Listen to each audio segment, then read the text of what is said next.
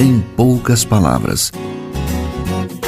Um olhar sobre o mundo, a vida e a sociedade, à luz da Palavra de Deus, com Augustus Nicodemos. Olá, estamos começando mais uma edição do nosso programa Em Poucas Palavras. Que bom contar com a sua audiência. Mais uma vez, mais uma edição. E juntamente comigo está aqui o nosso comentarista, pastor Augustus Nicodemos, da Primeira Igreja Presbiteriana de Goiânia. Olá, pastor. Olá, Natsan, querido ouvinte. A minha saudação para você, agradecendo já a sua audiência. Bater na madeira 3 vezes para espantar mau presságio. Evitar passar debaixo de escada para não atrair má sorte. Quebrar espelhos dá 7 anos de azar. Deixar o chinelo emborcado pode fazer mal para a mãe. Enfim, você deve imaginar agora uma série de superstições e crendices populares. Mas será que elas são capazes de orientar a vida e a história das pessoas? O evangélico é capaz de ter algumas destas crendices e superstições? Esse é o tema do programa de hoje. Pastor Augustus, o que a Bíblia diz sobre esse tipo de crença popular? Como é que a Bíblia pode ajudar as pessoas em relação a isso e que pode se tornar, às vezes, um verdadeiro fardo sobre as pessoas? Pois é, existe todo tipo de superstição, né? Uhum. A gente vê pessoas, e até pessoas cultas, pessoas educadas, às vezes, com esses costumes, né? Essas práticas aí que a gente fica pensando como é que elas são capazes de acreditar nessas coisas, mas não querem acreditar na Bíblia, não querem acreditar no Evangelho, mas nessas coisas aí estão por dentro. Olha, respondendo a tua pergunta, a Bíblia pode nos ajudar nesse sentido porque ela nos explica qual é a realidade última por detrás dos acontecimentos. Porque o problema com a superstição é exatamente a crença que está por detrás. Quando a pessoa bate na madeira 3 vezes e para não ter azar, mas ter sorte, ou para espantar alguma coisa negativa, o que está por detrás é que existe no mundo forças ocultas do bem e do mal e que atuam na vida dos indivíduos e de acordo com determinados costumes, determinadas práticas, ações e reações dos indivíduos. E essas forças malignas ou benignas, elas podem ser atraídas ou repelidas através desses rituais, não é, que a gente chama de superstição, bater na madeira, virar sandália, passar por baixo de uma escada, ver gato preto. Então, esse conceito é que é o problema, de que o mundo é governado, regido, interferido por estas forças do bem e do mal. A Bíblia nos ensina, na verdade, que Deus é quem está por detrás de todos os acontecimentos. Sim. Há um Deus, criador dos céus e da terra, um Deus que é sábio, bom, justo, verdadeiro, misericordioso, o Deus que é eterno, onisciente, onipotente e onipresente, e que ele, da mesma forma que ele criou o mundo do nada, ele governa pelo seu poder as coisas que ele criou. Sim. Então, não tem isso. Deus não vai se deixar atrair, você não vai atrair o favor de Deus para lhe abençoar se você bater 3 vezes numa madeira, ou Deus não vai atender o seu pedido de não levar a sua mãe se você deixou o chinelo virado, né, ou desvirado. Então, Deus não se relaciona conosco em cima destes gestos, eu nem sei a origem deles, né? Deve ter alguma, mas Deus não se relaciona conosco através destas coisas. Também, respondendo a sua pergunta, né, a Bíblia nos ajuda a entender que boa parte dos problemas que nos acontecem são resultado de decisões que nós tomamos, escolhas que nós fazemos. Então, se a coisa está dando ruim, por exemplo, nos meus relacionamentos em casa, na família, com os amigos, eu não devo pensar que isso é uma maré de azar que foi causada porque eu esqueci, passei por baixo de uma escada, né? Ou vi um gato preto passando na minha frente. Não, as coisas estão dando errado porque eu tomei alguma decisão errada. Eu não perdoei, eu não compreendi, eu não escutei, eu não fui firme quando devia dizer não, acabei dizendo sim quando não deveria ter dito sim, e o resultado é que os relacionamentos se estragaram, as amizades se desfizeram, e isso não tem nada a ver com sorte e azar. Cada pessoa colhe exatamente o que plantou, está escrito na Bíblia, aquilo que o homem plantar, isso certamente ele ceifará. Essas questões parece que estão tão inseridas assim, dentro da alma do brasileiro, se é que a gente pode dizer assim. É como você disse agora há pouco, né? Que chega a ser estranho. Pessoas bem esclarecidas que de repente vão para a beira do mar para pular 7 ondas para dar... Pois é. Entendeu? Chega a ser uma coisa que escraviza mesmo. Sem dúvida. E isso é o resultado de que a nossa cultura brasileira, ela não foi permeada pelo cristianismo autêntico. Eu sei, e aqui eu não quero ofender nenhum dos nossos ouvintes que são católicos, eu sei que o Brasil é católico desde o seu descobrimento. Antes dele havia as religiões indígenas, que são religiões místicas, que são voltadas para a adoração e o apaziguamento de forças da natureza.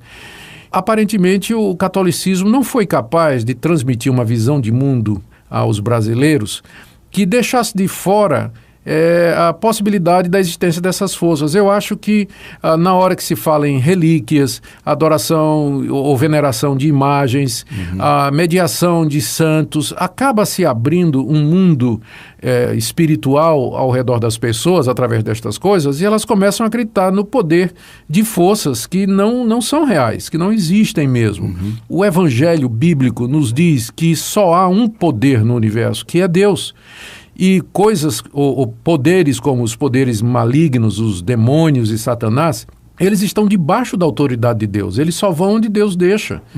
E Deus traçou limites para eles não fazem tudo o que querem. Então não é a questão da briga do bem e do mal. Existe só um poder, que é o de Deus, e todos os demais estão sujeitos a ele. E se as pessoas perguntam, então por que tem azar? Por que as coisas não dão certo? É porque, primeiro, os nossos pecados, que são responsáveis diretamente por estas coisas acontecerem, né? A base. E segundo, Deus permite que estas coisas aconteçam para nos lembrar que nós precisamos de um Redentor, nós precisamos de perdão, nós precisamos dele, precisamos da graça dele.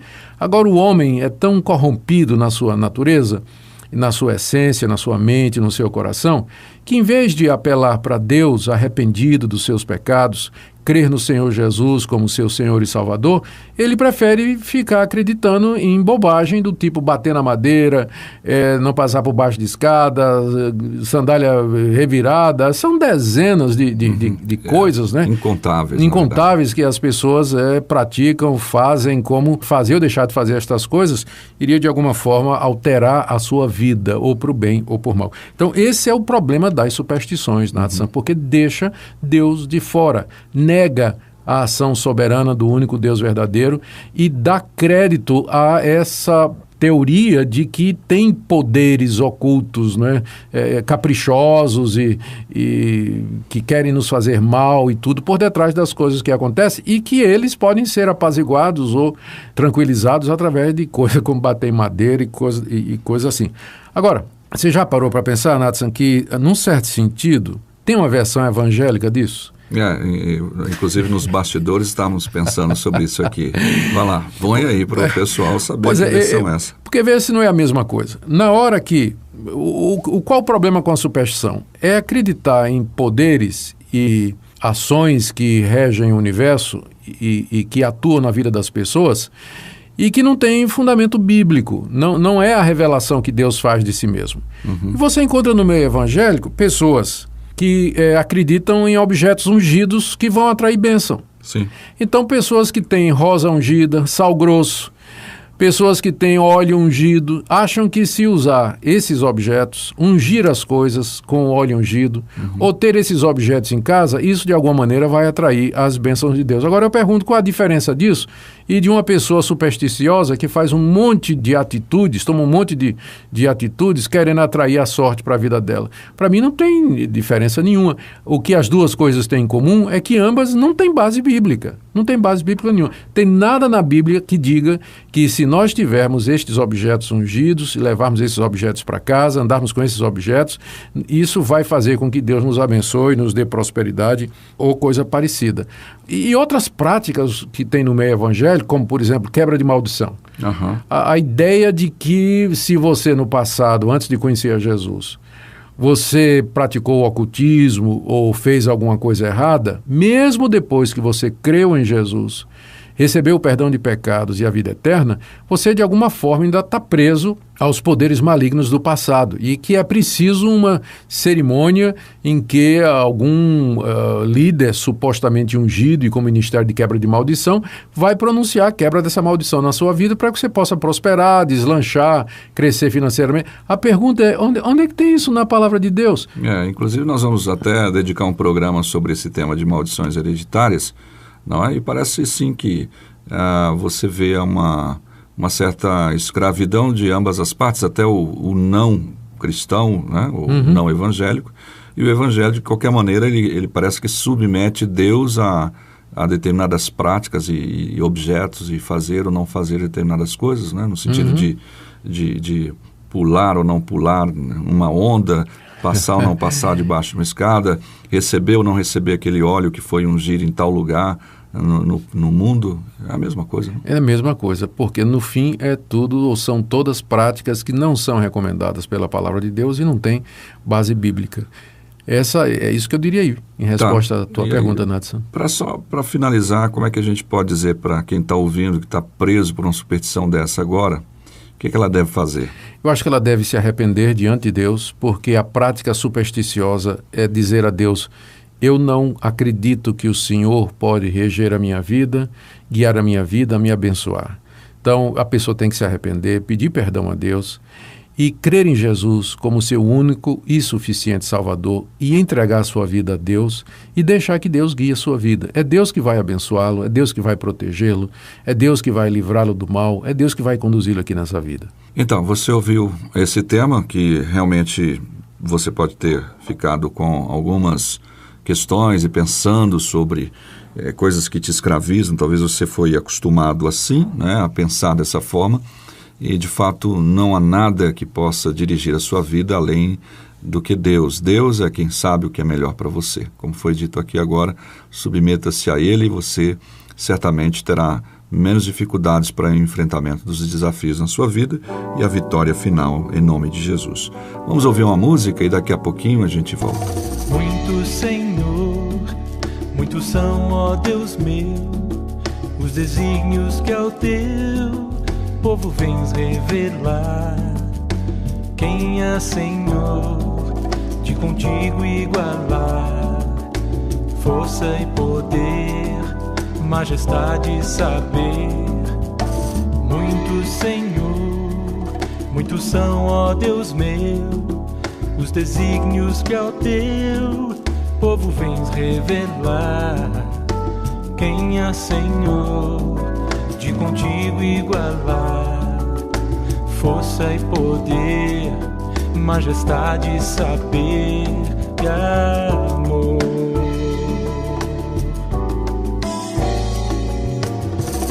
Esperei confiantemente pelo meu Senhor e Ele se inclinou para mim.